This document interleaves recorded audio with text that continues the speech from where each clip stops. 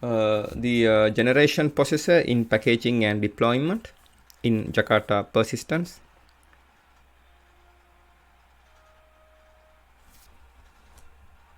Now we are considering here you can see the generation processor in packaging and deployment. There are number of different aspects of schema generation that can be applied independently or in combination with each other. Before we dive into them, we go over some concept of schema generation and the basics process, so that you can get and feel what is happening. Then in here, schema generation is done by a part of a persistence provider.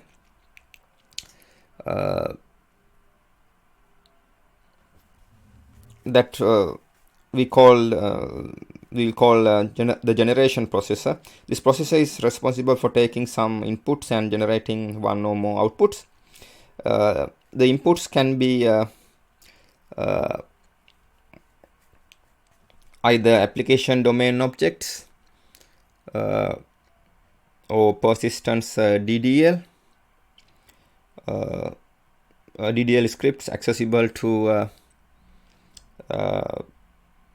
processor, either package within the application or a referenceable referenceable from it. The output will be DDL that is either executed in the database by the processor or written to script files. This figure shows the simple view of the processor. The schema generation process will typically happen either when the application is deployed, for example, when in a container, or when the entity manager factory gets created on a persistent.create factory manager create entity manager factory method invocation in Java SE. There are three distinct operations supported by schema generation. You can create the schema objects.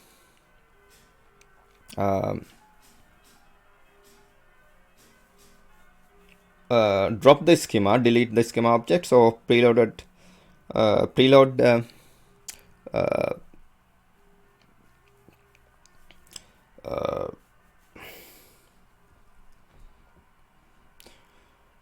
preload data into the schema.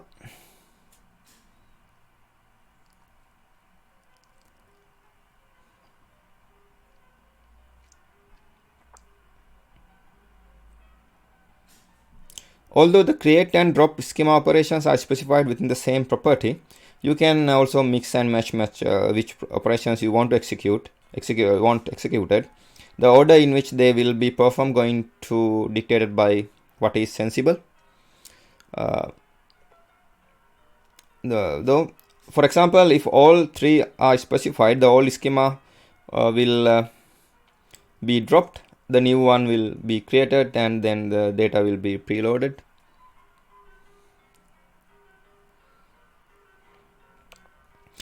To control the inputs and outputs and what occurs during the schema generation processing, the number of standard properties can be specified either statistically in the persistent.xml file or dynamically in runtime call in Java SE to persistent.create entity manager factory method or persistent.generate schema method.